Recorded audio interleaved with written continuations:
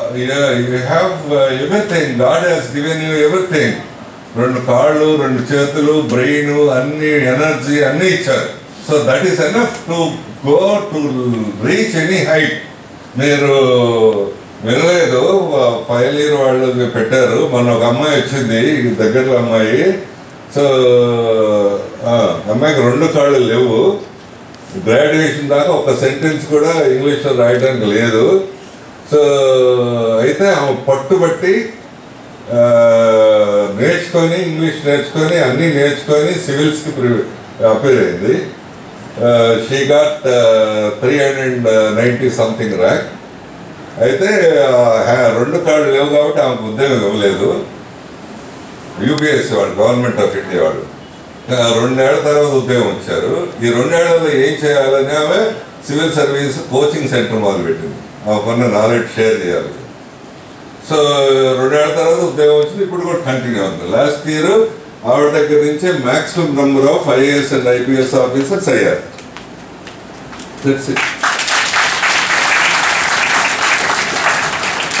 మరి చాలా మంది నాకు 2 కాళ్ళు లేవని అసలు అటెంప్టే చేయరు.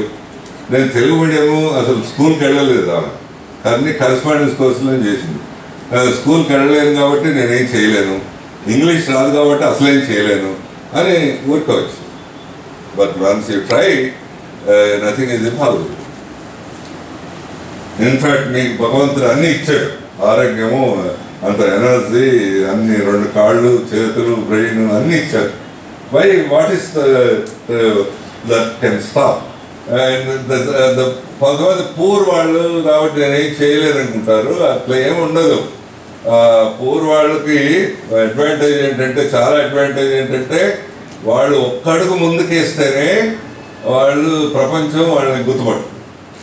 వీడు ఏమి లేకపోయినా సరే ఇంత ముందుకెళ్ళాడు అని చాలా అప్రిసియేషను, రికగ్నిషను, ఐడెంటిటీ అన్నీ వస్తాయి.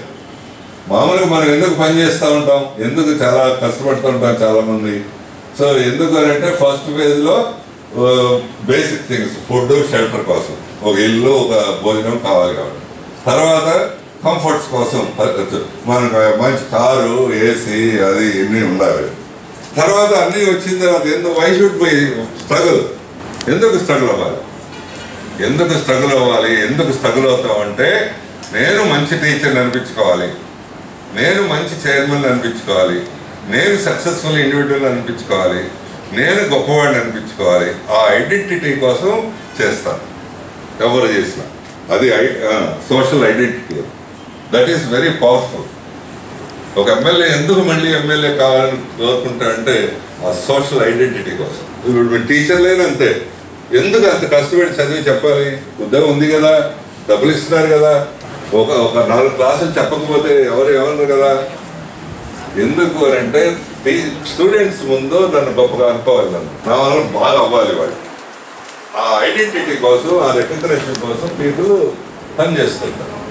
మీకు పూర్ వాళ్ళు అయ్యుండి ఈ ఒక్క 2 అడుగులు ముందేస్తే నువ్వు చాలా గొప్పవాడి అని ఐడెంటిటీ ఈజీగా వస్తుంది. అదే రిచ్ వాళ్ళు కూడా ఉంటారు, మా నాన్న బాగా సంపాదించాడు, నాకు ఉద్యోగం ఎందుకు, చదువు ఎందుకు అనేవాళ్ళు.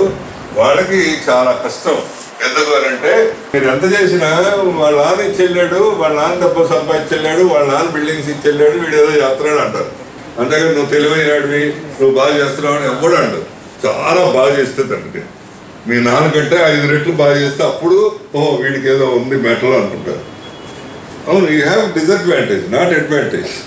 అందుకని ఈ రిచ్ వాళ్ళకి కూడా ఎప్పుడు ఐడెంటిటీ వస్తుంటే, మీ కాళ్ళ మీద మీరు నిలబడితే, మీ అంతటి మీరు ఉద్యోగం తెచ్చుకుంటే, మీ అంతటి మీరు సంపాదించుకుంటే అప్పుడు మీకు ఐడెంటిటీ వస్తుంది. అంతేగాని నేను రిచ్, నాకెందుకు, నాకు చదువు అక్కర్లేదు, ఉద్యోగం అక్కర్లేదు అంటే, nobody bothers about you. You will B frustrated man. So that is also not correct. I am rich, so why should I bother about? Why should I work hard and work smart? All these things అనుకుంటే you are nowhere. Me classmates మిమ్మల్ని లెక్క పెట్టరు. నువ్వు సరిగ్గా చదవకపోతే nobody bothers about you. నువ్వు ఉద్యోగం తెచ్చుకోకపోతే nobody recognizes you. Me classmates ప్రపంచం తర్వాత సంగతి. సో అందుకని నేను రిచ్ కదా అనుకుంటే కూడా అవ్వదు. So all these things are bad. ఏంటి, నేను పూరు ఏం చేయలేను అనుకున్నా బ్యాడ్, నేను రిచ్ ఏం చేయకపోయినా పర్లేదు అనుకున్నా బ్యాడ్. సో ఎస్, నేను కొద్దిగా తక్కువ మార్కులు వచ్చినాయి కాబట్టి నేను చదవలేను అనుకున్నా తప్పే. But you should stand on your own and try your best and if necessary take the help of your friends and teachers and make use of the situation. Yes, I can run, I can win, I can make అనే మూడ్లోకి వెళ్ళాలి. అదే నాకు చాలా బాధగా ఉంటుంది. చాలామంది intermediate లెవెల్లో డిప్రెషన్కి వెళ్ళి ఇదవుతూ ఉంటారు. Only thing the problem is వాళ్ళ ఫిజిక్స్ మ్యాథమెటిక్స్ చెప్తారు కానీ they don't tell about what is life. So అందుకని మీరు you should have a balanced attitude. Okay, I'm rich, even then I work and work. I'm poor, yes I to work more. I'm a bit average student, so I to work 1 hour or 2 hours more than a normal intelligent student. If an intelligent student writes one time, I have to write 2-3 times and verify myself. This is it. అసలు చాలా మంది తెలియదే టీచర్లకి అందరికి తెలిసిందంటే IQ లెవెల్స్లో ఎవరికి ఏం difference ఉండదు. ఐక్యూ అని ఒకటి ఉంటుంది కదా, ఇంటెలిజెన్స్ కోఎఫిషియంట్ అని. దాంట్లో చూస్తే 50 మార్కులు వచ్చేవాడికి అది నార్మల్ పారామీటర్ 100 ఉంటుంది. నార్మల్ 50 మార్కులు వచ్చేవాడికి 95 ఉంటుంది, 90 మార్కులు వచ్చేవాడికి కూడా 97 ఉంటుంది. ఏం డిఫరెన్స్ ఉండదు. అవును, it is proved beyond doubt very scientifically. మరి ఎందుకు వీడికి 50 వస్తాయి వాడికి 90 వస్తాయి అంటే వీడు కొంతసేపు అయినా ఫోకస్గా చదువుతాడు. 90 వచ్చేవాడు వీడు ఫోకస్ లేకుండా ధ్యాస లేకుండా చదువుతాడు, అంతే. తెలియదు, అది ఏం తేడా లేదు. నేను in fact I have done the experiment also, మీకు ఇంట్రెస్టింగ్గా ఉంటుంది. నేను వైజాగ్లో మా స్కూల్లో ఎందుకు రావట్లేదు మార్కులు వీళ్ళకి పిల్లలకి అంటే ఆ టీచర్లు అందరూ 15-20 మంది ఆ పేర్లు లిస్టు తీస్తే, సార్ వీళ్ళకి ఏం చెప్పలేదు సార్, కావాలంటే మీరు చెప్పి చూడండి సార్, వాళ్ళకి ఏం రాదు సార్, రావట్లేదు సార్, వాళ్ళు గ్రాస్ చేయలేదు సార్, ఇదంతా చెప్పారు. అవును, which is true their observation. అయితే నేనేం చిన్న ఎక్స్పెరిమెంట్ చేశానంటే ఆ 15 మందిని ఇంకో బాగా బ్రైట్ స్టూడెంట్స్ ఉన్న 15 మందిని వాళ్ళ 30 మందిని కలిపి ఒక కొత్త సినిమా పంపించారు. ఎందుకు పంపించారో వాళ్ళకి తెలియదు. సినిమాకి ఎందుకు పంపించాడు వాడు, మా ప్రిన్సిపాల్కి తెలియదు, టీచర్లు ఎందుకు సినిమాకి పంపించాడేంటి, వీళ్ళ పాటలు రావట్లేదంటే అని వాళ్ళ చాలా ప్రశ్నార్థకం. సినిమా నుంచి వచ్చిన తర్వాత I given the similar questions. ఈ స్టోరీ రాయండి, మీ పాటలు ఎన్ని గుర్తుంటాయని రాయండి, మీ డైలాగులు ఎన్ని గుర్తుంటాయని రాయండి. So what is the total thing అంటే దే ఆర్ ఈక్వల్లీ గుడ్. 50% చదువు రాననుకున్నాడు, బ్రహ్మాండంగా రాశారు వాళ్ళు కూడా, వాళ్ళు ఏం తక్కువ రాయలేదు. So they are intelligent. మరి ఏంటి అంటే మీరు వాళ్ళకి సరిపడా వాళ్ళకు 2 సార్లు 3 సార్లు చెప్పాల్సి ఉంటుంది, మీరు చెప్తా ఉండరు. ఇంకా పిక్చరైజ్ చేసి చెప్పాల్సి ఉంటుంది, మీకు చెప్తా ఉండరు. సో ఈ check yourself from the teacher side. No problem with the students. అందుకని అట్లా అనుకోక్కర్లేదు. So you are okay, but you have to try more, you have to put more efforts. And rich people goda, you have to stand on your own. This is the way think of yourself. And yes, attitude towards others, especially towards friends, towards your batchmates and other students.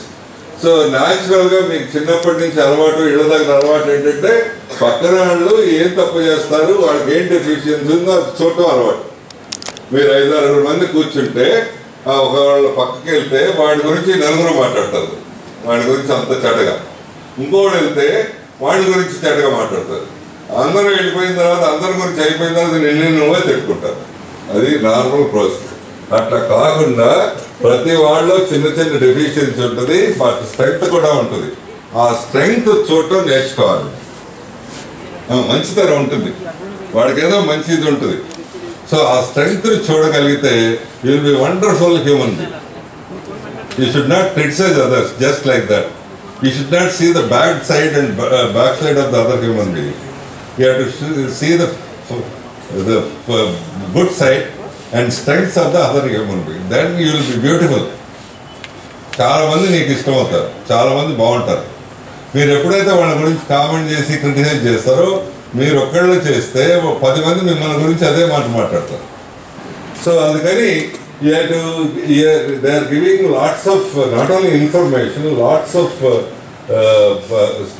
Of strength to you, strength to your minds and very this thing. So try to always be grateful, respectable to the teachers. మీరు ఎంత చిన్న achievement కూడా ముందు టీచర్కి వెళ్ళి చెప్తే she or he may be very happy and she will do better. కొంతమంది వాళ్ళ మదర్ లేరు, ఒక ఫాదరే వర్క్ చేస్తూ ఉంటారు. కొంతమంది ఫాదర్ లేరు, మదర్ ఎట్లా 4 రకాలు 5 రకాలు. ఒక ఆమె చర్చ్ నాకైతే కళ్ళు చెమర్చినాయి. ఆవిడ ఏం చేస్తుంది అంటే అట్లు వేసుకుంటుంది.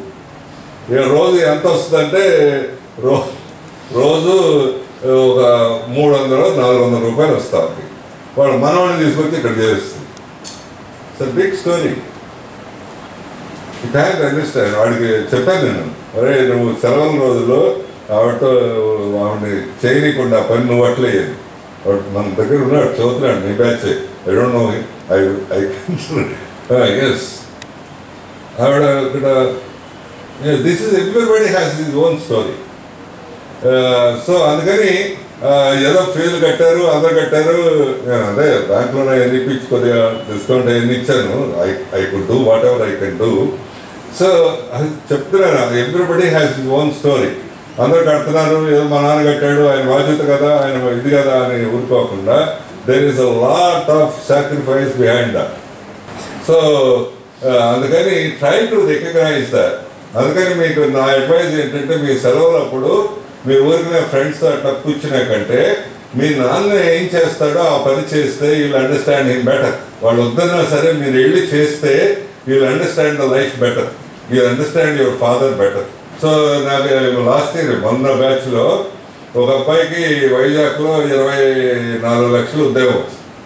అరే వాళ్ళకి అందరికీ ఫెలిసిటేట్ చేస్తాం కదా పేరెంట్స్కి.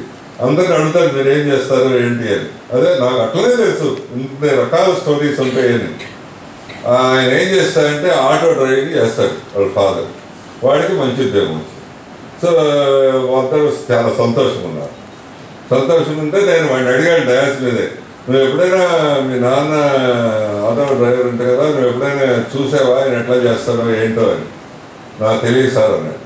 సో మీకు ఆ ఉద్యోగం ఎక్కడో పోదులే, నీకు టైం పట్టుద్ది, వాళ్ళ అపాయింట్మెంట్ లెటర్ ఇవన్నీ వచ్చేసరికి నువ్వు పని చేయని చెప్పారు. నువ్వు నీకు ఆటో డ్రైవింగ్ వచ్చా అన్నాను. రాదని. నేర్చుకో 4-5 రోజులు, నేర్చుకున్న తర్వాత ట్రై చేయి. So then you come to me and I wish to see you after 10-15 days అని చెప్పారు. సో నిజంగానే పుట్ లాట్ ఆఫ్ ఎఫర్ట్స్. వాడు నేర్చుకున్నాడు. ఆ తర్వాత అర్థమైంది ఒక ఆటో నడపాలంటే ఎంతమంది బతిలాడాలి, ఎంతమంది బేరం ఆడతారు, ఎంతమంది మోసం చేస్తారు, ఎంతమంది వేరే రకంగా మాట్లాడుతుంటారు, చిన్నగా చూస్తారు, ఇవన్నీ అర్థమైంది. 10-15 రోజుల తర్వాత వచ్చాడు. వచ్చేసి స్ట్రైట్గా నా కాళ్ళ మీద పెట్టిపోయాడు.